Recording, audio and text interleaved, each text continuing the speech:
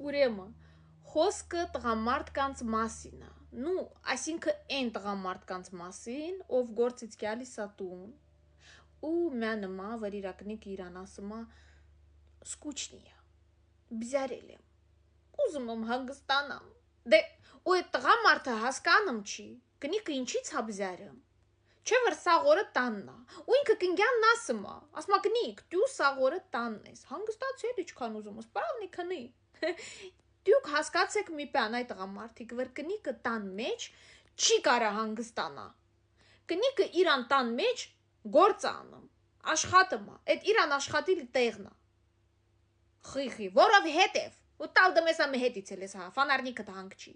որովհետև կնիկը տանը ճաշայեփմ, համով, որ դու բզարած գործից կյաս ուտես, կումար լիվյաց կանım, պոլասրփım, թոզատալի, ռեխանցադաստիրակım, գործ անում։ Այդ դու ես գործի տեղ աշխատում, կյալի տուն տանը հանգստանում, իսկ քու կնիկը տանը համ աշխատում է, համ դու ուզում ես որ ինքը տանը հանգստանայել, բայց դա հենց չի լինի։ Ուրեմն այդ փրչոտ, սորվանից գործից գալիս ես տուն, լավ կլես մի ժամ, երկու ժամ շուտ կես, էլի, կնգյանդ վերես ունım,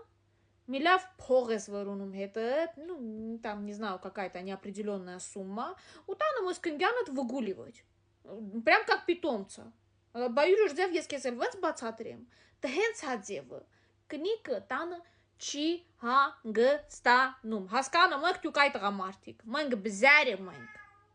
դա ցանդ կտրիարա туалетти, աչքերդ վրտերնակու,